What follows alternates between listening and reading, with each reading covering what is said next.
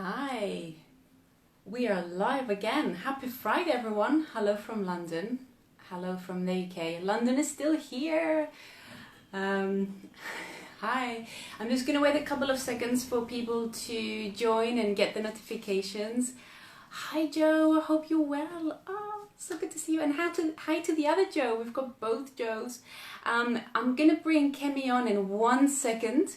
I just wanted to say hello to everyone, give everyone a chance to join. Hi, Sophie. And I just wanted to, first of all, say what a wonderful weather we're having today. Beautiful day in London, super warm. I can't wait to get out after this. And once again today I'm super excited to have Kemmy with me very shortly. Kemmy, hang in there. I know this is hard, like the heart can be like, oh, before live. Kemmy and I met each other a couple of years back when I went to her as a patient, and our relationship kind of built through just those visits I used to go and have. And what really captivated me in Kemmy is her willingness to go beyond the minimum requirement in order to do a good job. So she would always go above and beyond, and she always took into account not only the body but also the mindset of the person she is treating, and that really resonated with my approach of holistic work. So I'm gonna bring Kemmy on. I just want to say this is only 20 minutes. Hi, Paula. It's only 20 minutes long on purpose, so we can keep to the point and focused. If you have any questions you want to ask Kemmy, if we have time at the end, you're welcome to ask them. But more importantly, the moment we've all been waiting for now. Hopefully technology will be on our side. Waiting for Hi! Hello. I'll get myself a bit higher. That's Hi! right. Hi, Kemmy. Really, really good to see you and good to see your face. It's been a while since I've actually seen you. Yeah, exactly. This is the Uh, closest we've come to seeing each other for a very long time. right, yes. So now since your move, it's like we're separated by a river, but also now by lockdown. Um, Exactly.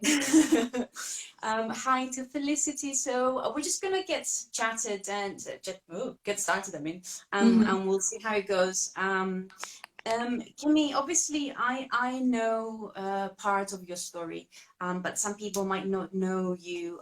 So it will be great to hear what's your journey to osteopathy, first of all, before we get into anxiety. How did you get into osteopathy? Why that? So always had an interest in the body and the holistic approach to medicine, but I wasn't sure what I wanted to do. I had a huge interest in nutrition, so I thought I wanted to be a dietitian. But then I had lower back pain when I was younger, and always when I'd go and see my GP, I got really frustrated that I never got an explanation as to why it was happening. I always had this, like, I'm a very curious person, so I always wanted to understand the why. And then when I went to see an osteopath, I really appreciated that they took the time to get me to understand what my problem was and how to maintain the progress that I made. So I felt that osteopathy kind of combined all my interests in one, and I love that you treat each patient as an individual. So I like that it wasn't just like one plan for back pain and then that's that. I love that it was very much me working with the individual and finding a plan that works for them. So yeah. That sounds great. It's really interesting that you mentioned that because clearly that's what I saw in you as an osteopath when I came to you, that you were approaching me as the person and as the body that I have, and not just one plan for generic whatever the issue is. And this is not to diss anyone or any other practice, but I have experienced in the past um, other therapists or therapy modalities that it was pretty much very prescriptive, and okay, you have this, I'm just going to give you this, whether it was movement or something else, manipulation, whatever. Um, So for me, that's one of the biggest pluses and one of your most unique characteristics that you have as a therapist, osteopath, whatever you want to call yourself. Yeah. So, Kemmy, the other thing is some of the conversations we used to have in the treatment room were a lot around mindset and anxiety and panic attacks, mental health in general. And we've both shared our own experiences and journeys with each other. Would you mind sharing with the people watching what your journey with anxiety has been, and how has it affected the way you treat people in your osteopathy? So I got my first panic attack maybe 4 years ago now. So I decided to get married in Kenya, which sounded like a great idea before I started planning. And then my husband has type 1 diabetes. So when we were there, it was a change of culture, change of food, change of routine. Everything was just upside down. So my husband got a bacteria in his blood, so his blood sugar shot up. And then on our wedding day, literally he said, "I do," and then he collapsed and he had to spend 3 days in hospital, and he lost like around 10 to 15 kilos in like 24 to 48 hours. And I hadn't seen the progression because he was staying with his friends and I was staying with mine. And the crazy thing with diabetes is that when your blood sugar is fine, it's as if nothing ever happened. So I went from seeing him in a hospital for 3 days, coming back to London. He was fine, and I was just in this like shocked state. And I didn't have anyone around me that had anxiety, so I didn't really know what the symptoms were. And that it starts really slowly with like irrational thoughts, and then you start excusing like the things you're doing. So it started with, if I would hear Marcus cough, I'd be calling him the whole day. I was like, he's dying again, he's dying. And I just couldn't rationalize him having like a symptom. Like it always went to the worst thought ever. And then suddenly I would notice I would get nervous to get on the central line, and then I'll justify taking a longer route, and then suddenly I noticed that I had taken a longer route for like a month, and then I would start saying, no, no, I don't want to come to your birthday. No, I'm actually tired. And then I just noticed how I was containing myself inside, because that was like my safe zone and that's the space that I can control. And then it just started getting worse and worse, because if you're not dealing with your symptoms and you don't actually know what's triggering you, then the whole world outside your comfort zone becomes a scary place. So my panic attack started by me being worried about how I would get to work. But then it would be like, how am I going to get to the station? And then how am I going to leave my house? And then suddenly I was getting insomnia, I wasn't sleeping. So then I was terrified to go to sleep because I would have my irrational thoughts during the night, because I'd be worrying about the next day. So then it just got into this like vicious cycle. And also I'm a person that like, I never want to give up. So I was like, no, tomorrow will be a better day. And then like my mom and my uncle had to tell me like, Kemmy, this doesn't work. You're calling me all the time. Like you can't do anything. And I'd have panic attack after panic attack, and my friends would have to calm me down after I got home. And it gets exhausting because it takes so much energy. So yeah, that's when I started researching how to get out of it, because I wanted to find a holistic approach, because that's where my interests lie, and I always want to try as much as possible and understand my body before going to medication. I mean, if I had to, Yeah, So yeah. yeah, it was a journey. Definitely. And you're so right. What I find very interesting and and from my personal experience, and it's very interesting hearing your experience as well, is that sometimes it takes a while until we start becoming conscious that this is actually something that is stopping us from living our lives. I totally resonate on that central line thing. Let's just say I had my fair share of the experiences.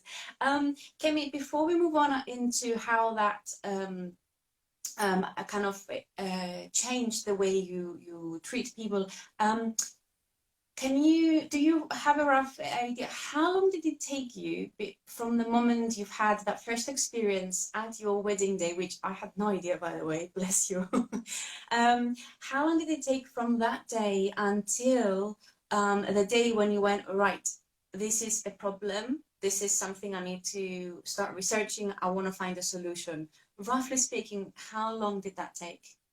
I think it took maybe around 3 to 4 months, because it was like gradual. Like, you don't just wake up and then suddenly you're having panic attacks. Like, it was so gradual that my first panic attack was actually when we went to Notting Hill Carnival, because my husband hadn't been there. And then he was walking in front of me, and I kept on thinking, we're gonna die, like, we're not gonna get out. And then I found myself running to like a policeman, and I was like, I need to get out. And my husband was like, why are you freaking out? I was like, we need to get out. And I just couldn't rationalize it. And then when we got out, when we got home, I said, I have this, like, I feel like I want to cry as if someone has died. Like, I was just like, I feel so depressed right now, and I don't understand it. Yeah. And it was only the next day my friend was like, I think you had a panic attack. And I was like, nah. I was like, that was just because it was Notting Hill Carnival. But then that's when it started becoming more of a daily thing. So yeah, it took like 3 to 4 months, I would say. Yeah, that's the thing. It can take, there's no fixed amount of time, and sometimes it can take someone a while to go through the motions. And I think you're right. The other thing you touched on that I feel is quite important for people to understand is that if we're not aware of what anxiety is, or what panic attacks are, what it feels and looks like, what thoughts you might be having when that's happening to you, what bodily sensations you might be having when that's happening to you, it's actually quite easy to experience those things and not know that they're happening to you. Yeah. It's so mysterious about, it's the thing about the human condition that I find really fascinating.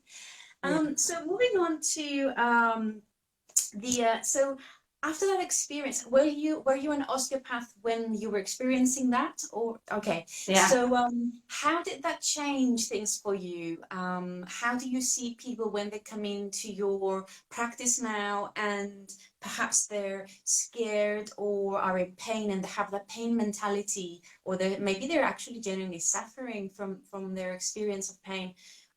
So what's your approach like now? The first thing is to like really listen to someone and not judge someone by their presentation. So pain can make you angry, pain can make you frustrated. With my anxiety, I was like, it felt like I didn't know who I was.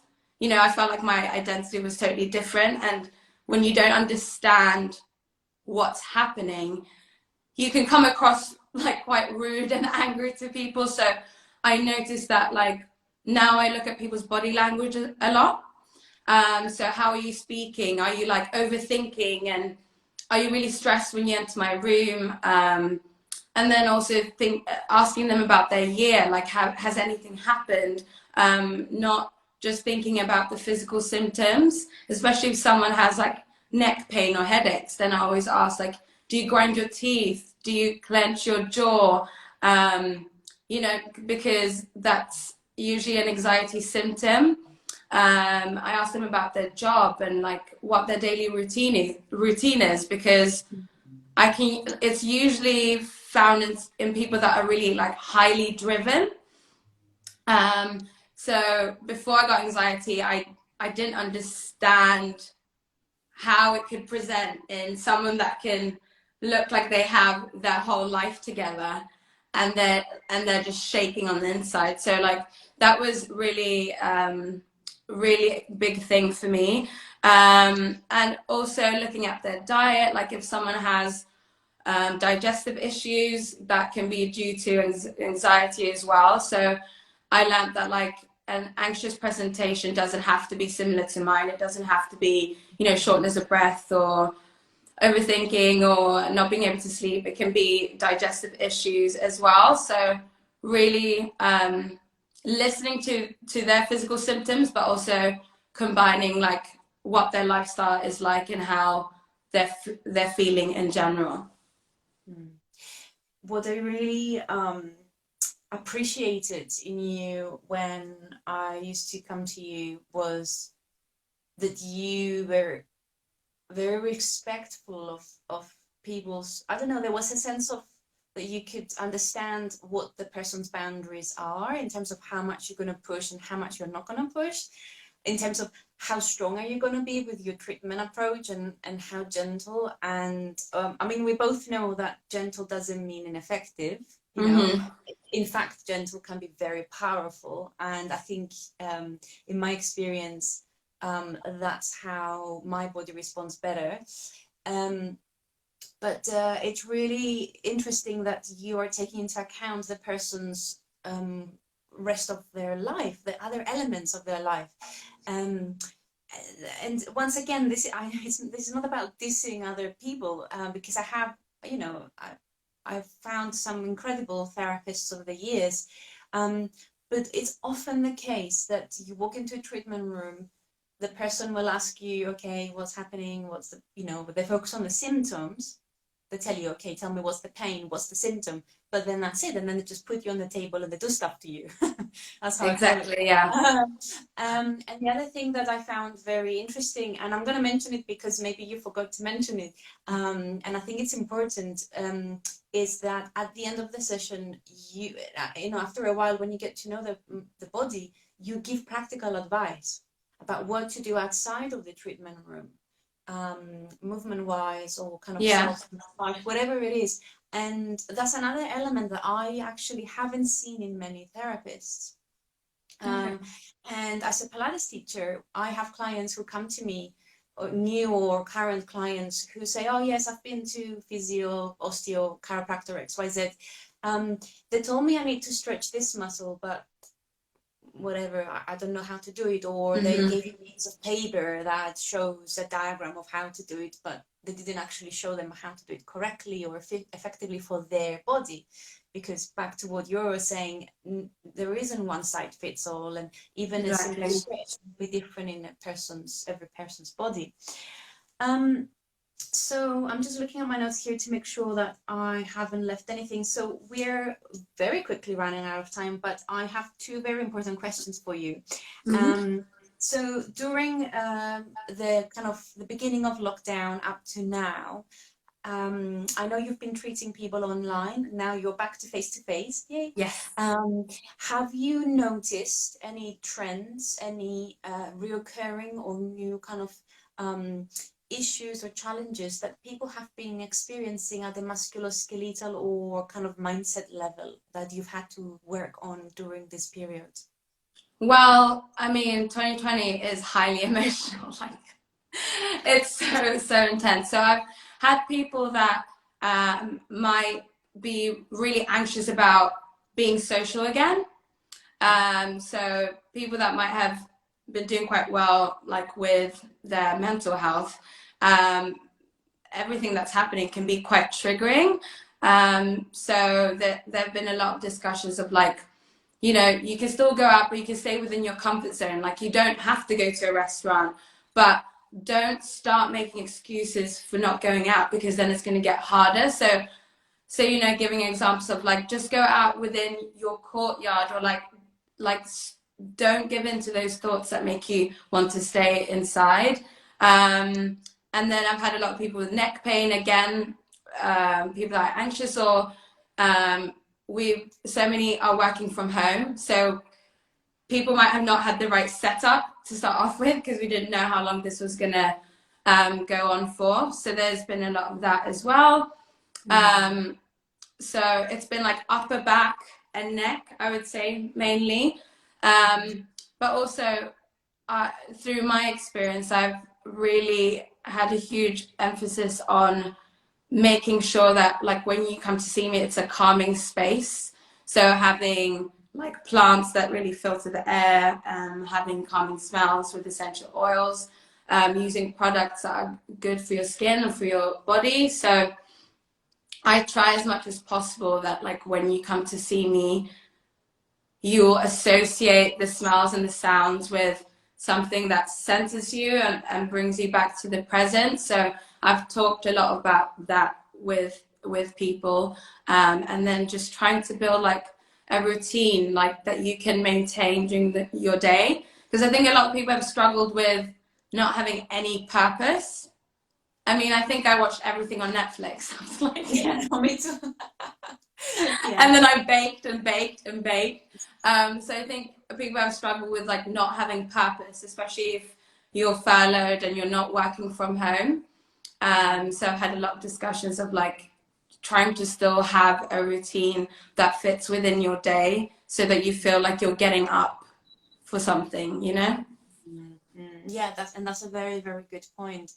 And it's very interesting. One thing, I love this because I just love what you're saying, because you're an osteopath and people might be expecting lots of tips on like, oh yeah, let's do this, let's do this movement. Yeah. Actually, it's about the conversation, isn't it? The conversation is like half the story. And you being there and making the space for that conversation to take place. You might be the only person that person that came to you has managed to express their fears or worries. And I think there's something very sacred in that. Yeah. So Kemmy, before we tell people watching how they can find you and how they can get in touch with you, I have one final question, a bit of a wild card, if that's okay. And I hope it's okay. Yeah. If we're only running over by 2 minutes. We are efficient together. We're a good team.